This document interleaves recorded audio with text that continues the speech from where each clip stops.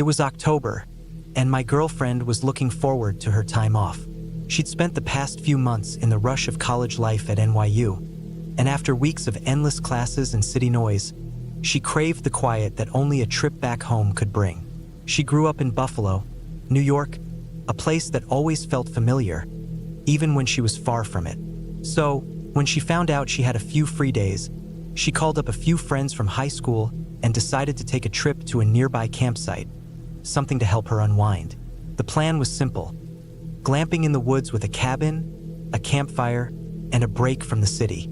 Little did she know, this trip would become a night she'd never forget. Her friends, 4 of them, were all either 19 or 20, the kind of friends she'd known for years. They were eager to catch up, and the idea of camping in a cozy cabin, enjoying the fall air and the warmth of a fire, seemed like the perfect escape. They packed up, made the drive out to the site, and once they got there, the setting was everything she imagined. Rustic cabins scattered around, picnic tables and fire rings. The area was secluded, offering a quiet that made it feel as though the world was miles away. It was everything they had hoped for.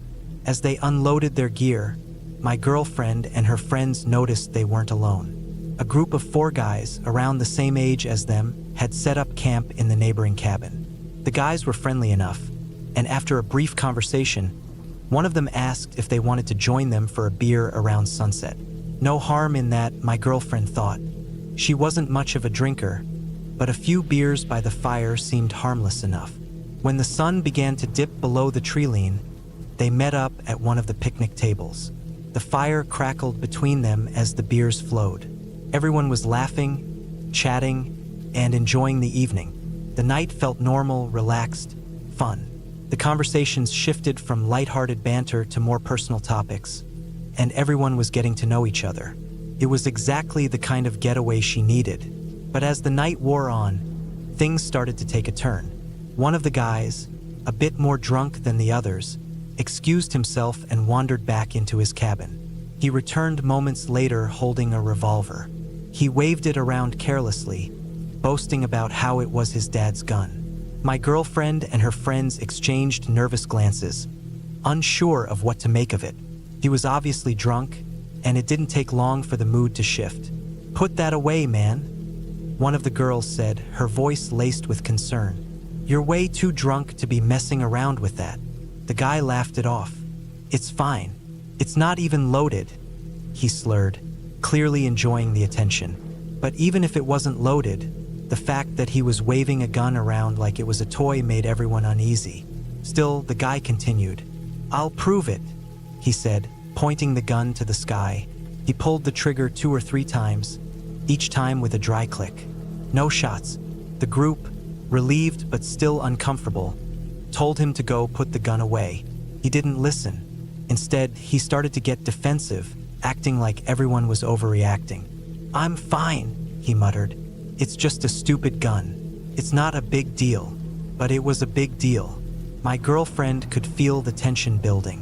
No one was enjoying themselves anymore. Her gut told her this was a bad situation, but the guy with the gun didn't seem to care. He was getting more aggressive, slurring his words as he argued with the others. Then the situation escalated further. The guy, irritated and showing no sign of stopping, did something none of them could have predicted. He spun the revolver in his hand, making a show of it. "You think I'm a joke?" he sneered, holding the gun to his own head. My girlfriend froze. "No, don't," one of the other girls tried to say, but the guy didn't listen. He pulled the trigger. Nothing. He smiled, seemingly pleased with himself. "See? It's empty." But then, almost as though to prove a point, he pulled the trigger again. And this time, there was a deafening bang. For a second, everything went still. The sound of the shot echoed through the trees, and no one moved. Then, like a switch had been flipped, chaos erupted. The guy with the gun collapsed backward, a gaping wound in his head. The scene was so surreal it didn't register right away. My girlfriend felt her heart stop as she watched him fall, blood spilling from his skull, pooling around his lifeless body. Screams filled the air. My girlfriend could barely process what had just happened. Her body moved on its own as she dropped to her knees beside the guy. She grabbed his wrist, feeling for a pulse, but it was no use. The other girl with her was already screaming, her hands shaking as she tried to apply pressure to the wound, even though it was pointless. Everyone was in a state of shock, frozen, except for the girl who was crying hysterically. "Get the phone! Call 911!"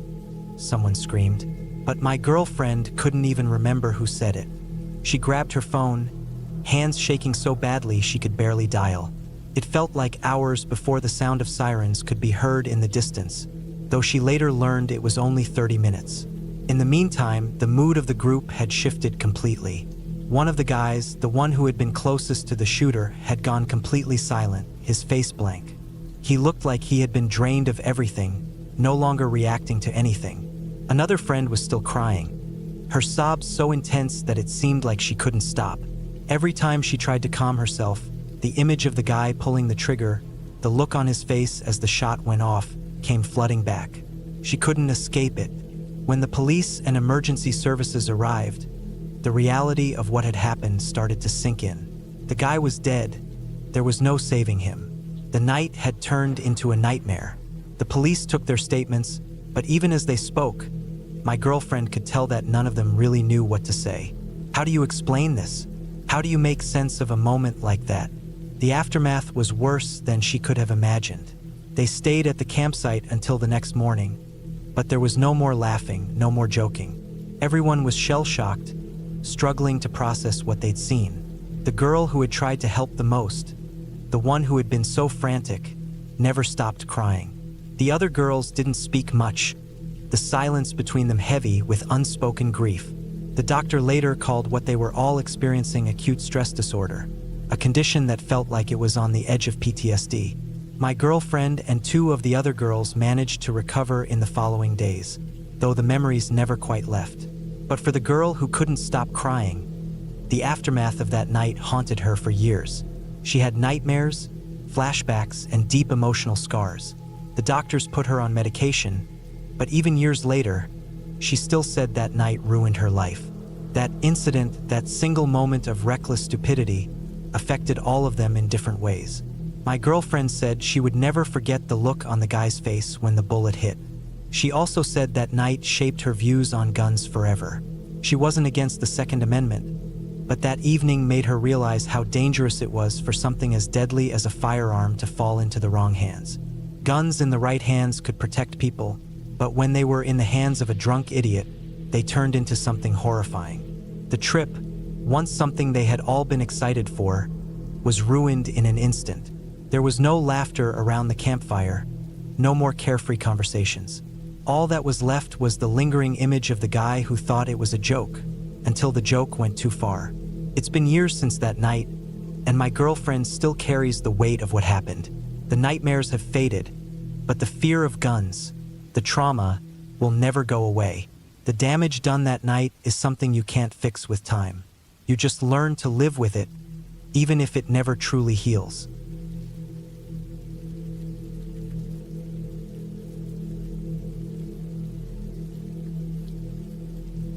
It all started innocently enough. I grew up in central London, a city where survival meant navigating the rush hour tube and avoiding tourist crowds at Leicester Square. Nature, to me, was the occasional walk in a park, a brief respite from the chaos of concrete and steel. But one day, I watched one of those celebrity survival shows, the kind where some soap star is dropped into the wild and expected to survive with just a few rudimentary tools. And something clicked inside me. Could I survive if I were suddenly in a disaster? Or would I be like one of those helpless city dwellers, lost in a world with no pret, a manger for miles? I talked to my mates about it, trying to get them on board. But when I mentioned that I was planning to camp properly, no shiny campsite with a pub nearby, they all thought I was mad. They didn't get the appeal. They pictured a tidy, well-maintained space with a bathroom block and a kettle. When I told them it would be in a remote forest, no mobile phone signal, and no one around for miles, they dropped out one by one. So it ended up just being me taking the plunge. I'd done some solo trips before, nothing too intense, but the thought of heading to Galloway Forest Park in Scotland sent a thrill of nervous excitement through me. It's one of the most remote wildernesses in the UK. a place where you could walk for days without running into another soul. I was drawn to that isolation, that true wilderness. What would it be like to be completely alone? I didn't know if I had what it took, but I was determined to find out. I arrived in Newton Stewart on a dreary September morning and spent the night at a small hostel, Glen Malloch Lodge, where I'd left my car. The owners, like everyone else, thought I was out of my mind. They warned me that if anything went wrong, there was no one for miles. The nearest help was a couple of days' hike away. But I wasn't going to be deterred. I had maps, survival skills, and, if I'm being honest, a fair amount of pride. This was going to be a test.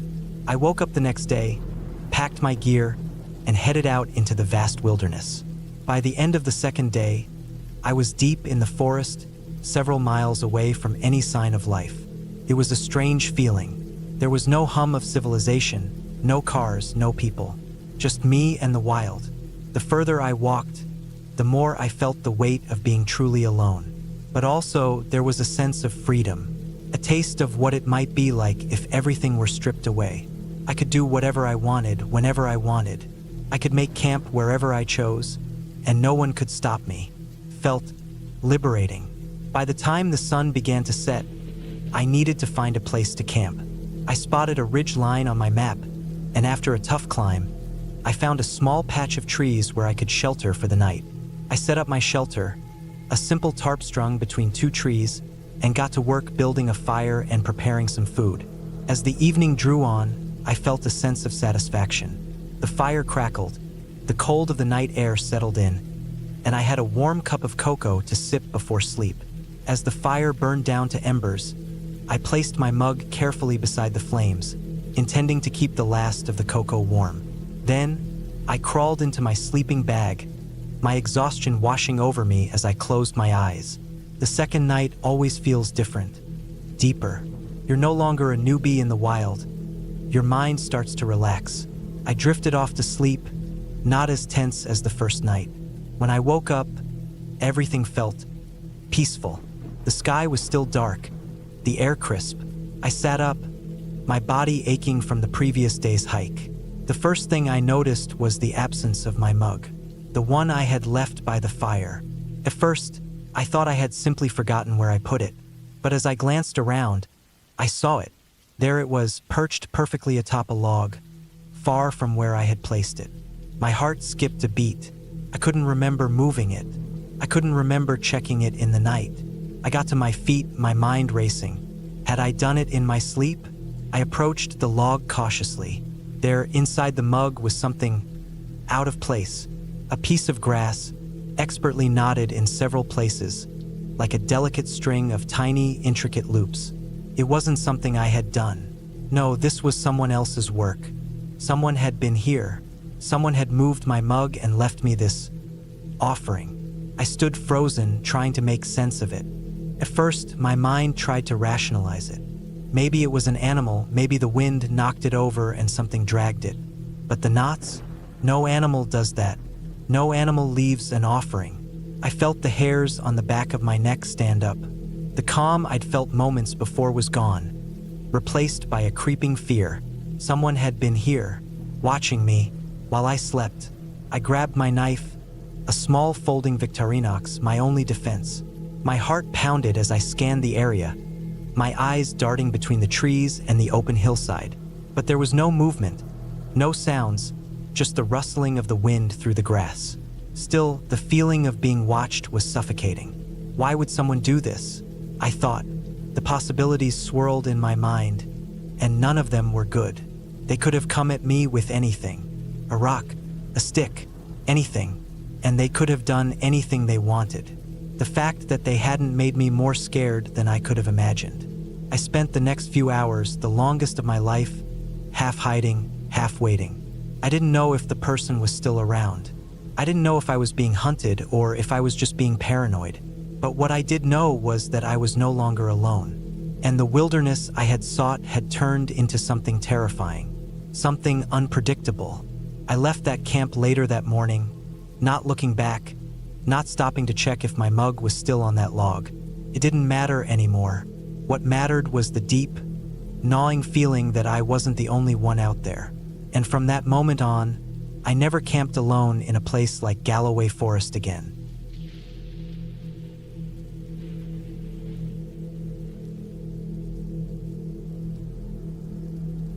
It was almost 20 years ago, Halloween of 2005, when I went on a camping trip that turned out to be anything but what I expected. I was apprehensive about going at first. My ex-boyfriend invited me, and there were going to be 3 of his friends, which meant I'd be the only girl in a group of 4 guys. I wasn't sure how it was going to go, especially since I knew his friends from a few previous outings, but I had a feeling this would be awkward. I thought it would just be a bunch of guys sitting around the fire, drinking beer and grilling meat. Honestly, I wasn't sure I trusted my boyfriend's judgment when it came to picking a campsite either. But much to my surprise, he and his friends had picked a beautiful spot. I'm not exaggerating here. It was perfect. There was a waterfall down one of the trails, so we had fresh drinking and washing water. The site was right where several trails converged, which meant we could choose an easy, medium, or hard hike depending on how hungover we were the next day. The best part was that, since it was late October, we had the place to ourselves.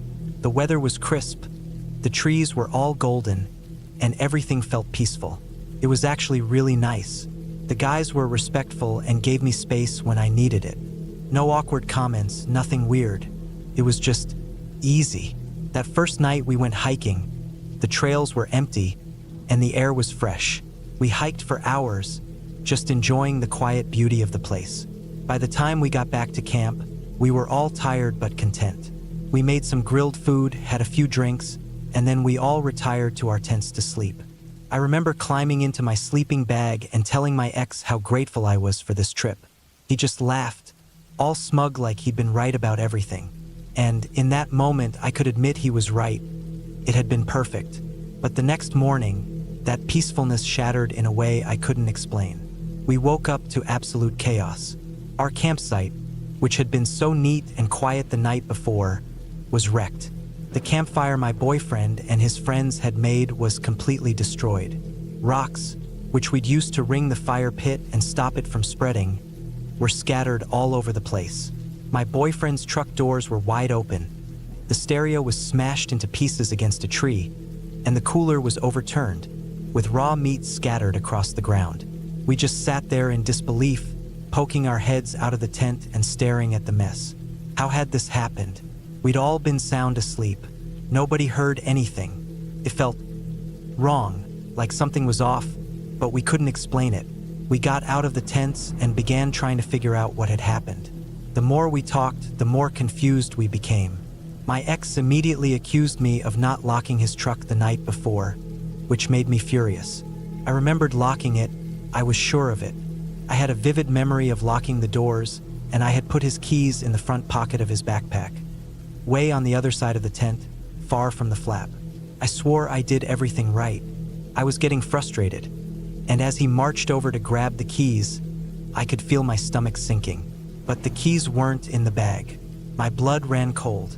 I began stumbling over my words, trying to explain that I had locked the truck, but there was no way to prove it now. I found the keys near the open truck door on the ground. How could they have gotten there?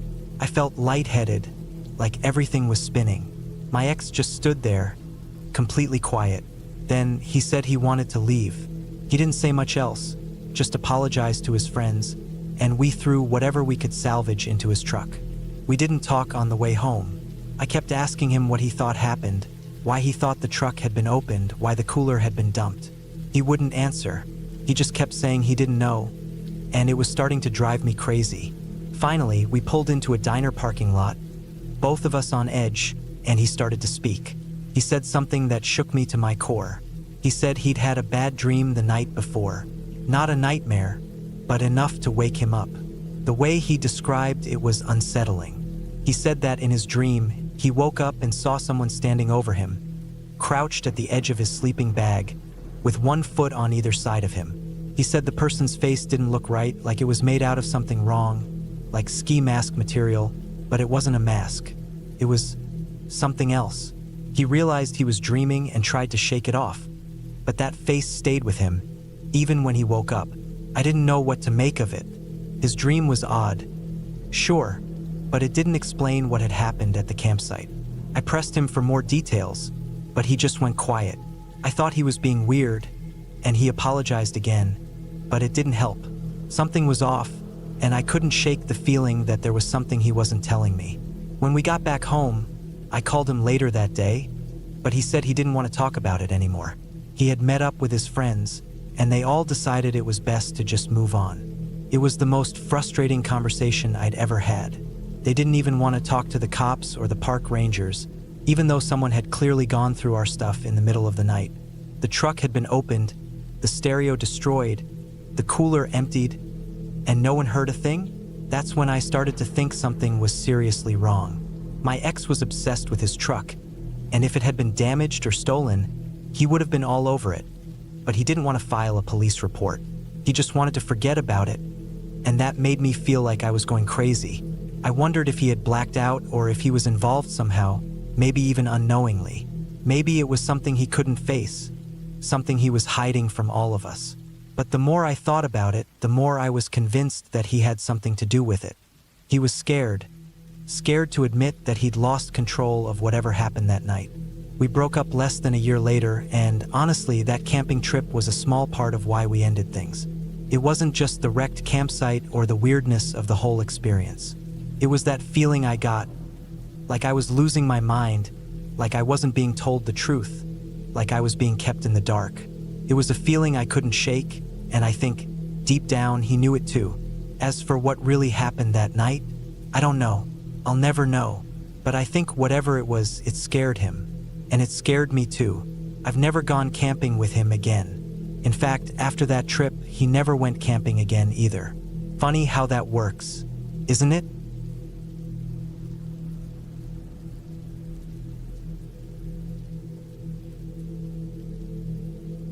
This is the scariest true story I know, and I'm not exaggerating when I say it haunts me to this day.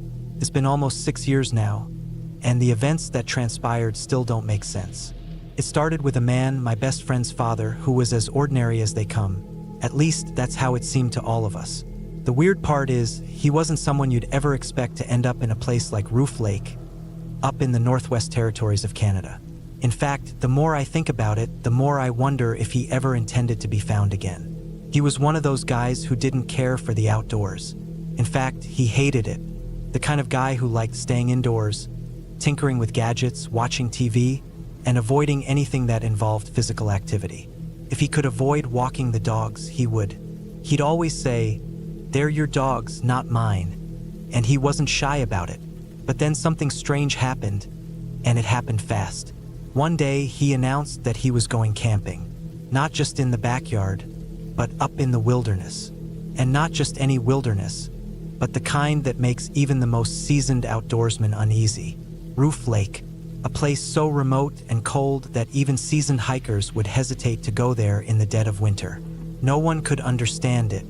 He bought all this camping gear, tent, sleeping bag, stove, cooking utensils, the works, and started talking about hiking, canoeing, and spending weeks in the wild.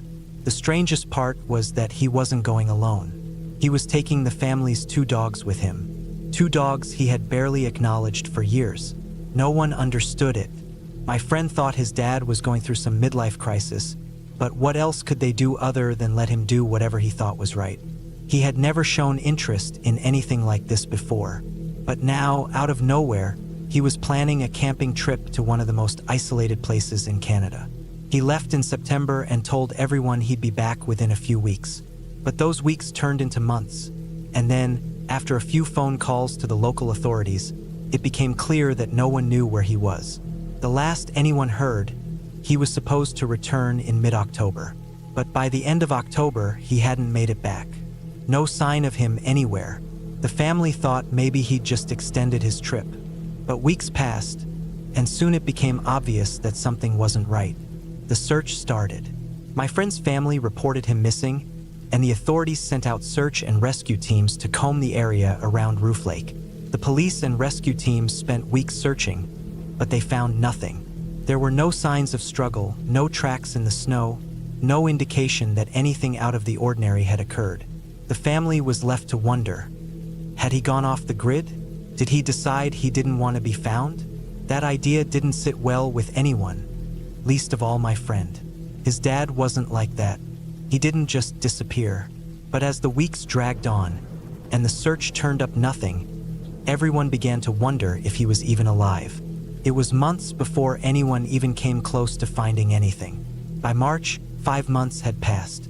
The police started suggesting that he might not have made it through the harsh winter conditions. It was a long shot, but they suggested that perhaps he had fallen into one of the icy rivers, or worse, that animals had gotten to him. A thought none of us could shake.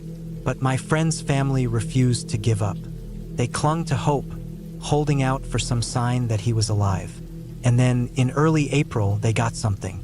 A pilot, flying over the area for unrelated reasons, spotted something strange. It looked like a man walking, accompanied by 2 dogs. The pilot reported what he saw, and the police moved quickly. They sent a team out to search the area near Roof Lake, but they found something else entirely. My friend's dad's campsite. The tents, cooking supplies, and even some of his gear were scattered around. It was a strange sight. Some of the supplies appeared as if they had been left behind in a hurry. But the most bizarre thing was the presence of boating wax. It was a material that my friend's dad had never used before, and no one knew of him having a canoe, let alone using it on this trip. It didn't make sense. My friend's dad didn't own a canoe, as far as anyone knew. In fact, the only time he'd ever been near water was when the family went to a lake for a day trip, and that was always a hassle. But now, there was evidence suggesting he had used one. It was hard to make sense of, and there were more questions than answers. If he had a canoe, where was it? Why had he left the campsite behind? The search teams expanded their efforts, but after a couple of days of combing through the area, they still couldn't find any trace of him. His gear was there, but not him. It didn't add up. The search continued across the surrounding areas, to places like Yellowknife, and even farther out to Prince George.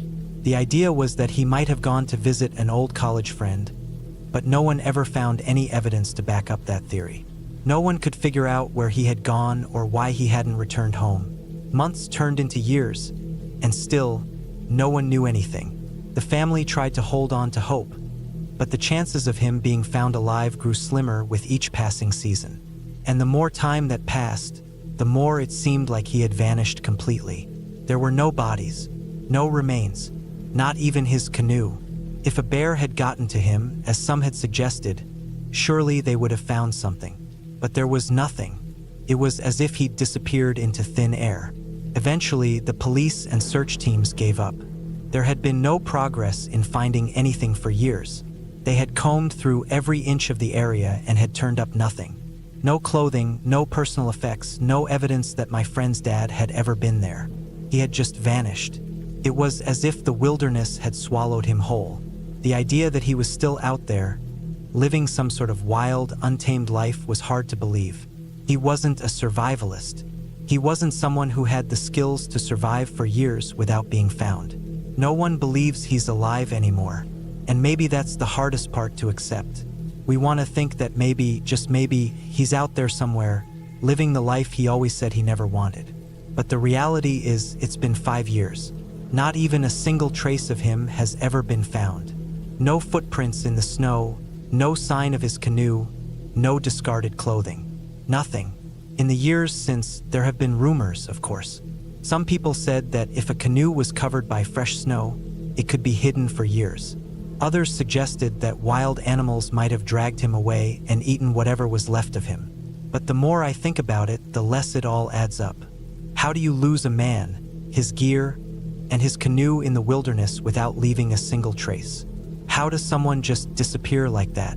The fact that they've never found a single thing, no remnants of his tent, no gear, nothing, feels off. It doesn't feel real. So what happened? It's the kind of thing that makes you question everything. What if he didn't just get lost in the wild? What if he didn't get eaten by animals? What if he just didn't want to be found? What if he really did vanish on purpose? But then I come back to the same thought. This wasn't the kind of guy who just disappears. He wasn't an outdoorsman, he didn't have the survival skills, and he didn't have the desire to just walk away from his family. He was a homebody, a guy who barely tolerated being around his dogs. And yet, one day he was gone. I can't say for certain what happened to him. Maybe he got lost, maybe he fell into the water and drowned, maybe something far worse happened to him. But the truth is, we'll never know. The wilderness doesn't give answers. It just takes. And sometimes, the most terrifying thing of all is the silence that follows when you can't even find a trace of someone.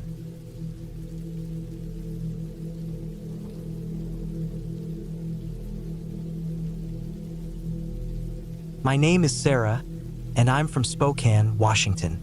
Some people think it's stupid for a young woman like me to be heading out on a solo camping trip, especially in a state that's seen its share of grim headlines, with 30 confirmed serial killers in the region. But I'm not the kind of person to shy away from adventure. I'm not naive, though.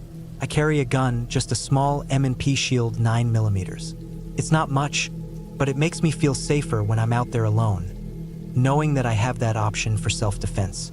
I know it's not a perfect protection, but it's better than nothing. It was last October when I decided to head up to Snow Lake. The fall air was crisp, the trails weren't too difficult, and I was craving some peace and quiet to help unwind. I needed to get away from the city, disconnect, and just breathe. Snow Lake seemed like the perfect place, with stunning views and a somewhat well-known trail, but still remote enough that I wouldn't feel crowded. Now, I know Snow Lake is one of the more popular spots in the Snoqualmie Pass area, and I typically prefer less traveled trails. But for some reason, the thought of being surrounded by a few other hikers made me feel better, as if I could rely on someone in case something went wrong. Maybe that was just my mind playing tricks, trying to convince me I wasn't really alone. I hiked about 4 or 5 miles into the trail before I found a good spot to set up camp, far enough off the beaten path for some privacy, but still close enough to the trail in case anything went south. The terrain was beautiful, covered in the rich hues of fall, and I was looking forward to a calm night by the fire, a warm meal, and a peaceful sleep. I unpacked my tent, set up my little campfire, and made some food, taking my time to enjoy the quiet of the forest. After eating, I knew I was pretty worn out from the hike, so I decided to call it a night. I wasn't one for staying up late while camping alone. I've always believed in getting a good rest to avoid unnecessary risks, so by 9 p.m., I was ready to crawl into my sleeping bag. I didn't even bother reading or using my phone. I just wanted to rest. I rolled up my sweater and shoved it in my pack to make a makeshift pillow, and before I knew it, I was out cold. I remember thinking that it didn't take me long at all to fall asleep, almost like my body was desperate for rest after the long hike. The next thing I remember was a dream, or at least I thought it was a dream. In the dream, my sister and I were sitting in the back of my dad's car, and we were on some kind of road trip. I didn't know where we were headed, but my sister kept teasing me about a crush I had back in high school. I told her to stop, but she wouldn't listen. I kept asking my dad to tell her to quit, but he didn't say anything. The whole thing was irritating, but it felt oddly familiar, like something I'd experienced before. And then, suddenly, I heard a sound, a zipper being pulled. It was so loud, like someone was pulling the zipper of a tent, right next to me. I blinked and tried to look around, but the darkness of my tent was impenetrable. I couldn't see anything outside, but the sound of the zipper continued, drawing closer, as if someone was standing just outside my tent and unzipping it slowly. It hit me like a ton of bricks. My mind cleared in an instant, and I realized that I wasn't in the car with my sister anymore. I was in my tent, and that zipper sound was real. Someone was at my tent trying to unzip it. I could feel my heart racing as I lay there in complete silence, trying to process what was happening. Without thinking, I reached for the gun in my bag.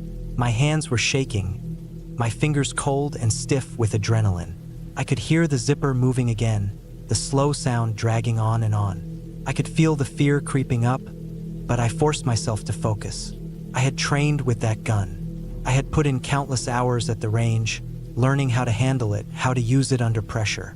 But none of that seemed to matter as I fumbled to pull it out of my pack. The zipper kept moving. I could hear it clearly now, almost as if it were echoing in my head. I was shaking, but I had to get the gun ready. I finally drew it out, the cold metal of the M&P feeling heavy in my hands. My breath was coming fast and shallow, but I forced myself to stay still. I didn't want to make a sound, didn't want to give away that I was armed, but I couldn't stop my hands from trembling. The zipper kept moving, inch by inch, and I could hear the tension growing outside the tent. The person hadn't spoken. They hadn't made a sound aside from that zipper, and it felt like time had stopped. I was completely frozen in place, my gun aimed at the tent flap, waiting for the next move. Finally, I spoke, my voice sounding weak even though I tried to make it sound fierce. "If you don't want to die right here, you need to get away from my tent." There was silence. The zipper stopped. I could feel the weight of that silence pressing down on me. I was holding my breath, wondering if the person had heard me, wondering if they were backing away or just waiting for me to make a move. I told them again, more firmly this time, my voice trembling with the fear that I couldn't control. "I have a gun pointed at you. If you don't leave in the next 5 seconds, I'll shoot." I waited. The silence stretched on, every second feeling like an eternity. My heart was pounding in my chest, my hands still tight around the gun. Then, finally, I heard movement. Someone stood up, their footsteps crunching softly in the leaves as they took a few steps back. The sound of their footsteps gradually picked up pace, and it hit me, they were running away. I could hear their footfalls getting lighter and lighter as they retreated into the woods. But then, just as suddenly as it had started, there was silence again. I couldn't tell if the person had run off or if they had stopped just out of sight, waiting for me to let my guard down. I couldn't risk it. I stayed completely still, gun aimed at the zipper, not daring to move. Time dragged on. My thoughts were spinning. I had called 911 the moment I could, my fingers shaking as I dialed. I explained what had happened, told them that someone had been at my tent, unzipping it. The dispatcher said they would notify the sheriff's office, but that the closest forest rangers could get to me in 20 minutes on ATVs. He warned me not to be alarmed if I heard the sound of engines in the distance. He said it would be the cavalry coming to help, but those 20 minutes felt like the longest of my life. I lay there, listening intently, still unable to move. Every sound in the night felt magnified, the rustling of leaves, the occasional bird call, the eerie quiet that seemed to envelope the forest around me. I kept thinking about the person outside my tent, wondering if they were still close by, waiting to make another move. When the rangers finally arrived, I could hear the sound of their engines roaring in the distance, breaking the silence that had hung over me for what felt like hours. I wanted to scream with relief, but I stayed quiet, trying to gather myself together. The rangers got to my camp quickly, and I told them what had happened. They checked around the area, making sure no one was lurking nearby, but they found evidence of someone having walked off into the woods. Whoever it was hadn't been close, but they had left a trail that led deeper into the forest. They offered to give me a ride back to my car, and I didn't hesitate to accept. I was shaken, still trying to process what had happened. It had been the first time anything like that had happened to me, and honestly, it left me with more questions than answers. I'd like to tell you that I handled it all perfectly, that I was some cold, tough woman who didn't flinch, didn't hesitate. But the truth is, I wasn't ready. I wasn't prepared for what it felt like to truly face the possibility of taking someone's life. I had trained with my gun, practiced drawing and shooting, but in that moment, I felt completely unprepared. It's one thing to hit paper targets at the range, but it's something else entirely when you're facing a real person. I still don't know if I would have pulled that trigger. Maybe I would have if they tried to grab me or if they'd had a weapon. But in that moment, I wasn't sure I could. I think I would have begged them to stop, pleaded with them to leave. It wasn't the badass moment I thought I'd have. Since that night, I've thought a lot about the encounter. I still don't know who it was or what they wanted, but I know one thing for sure. I'll never go camping alone again in quite the same way. The forest can be peaceful, but it can also be dangerous.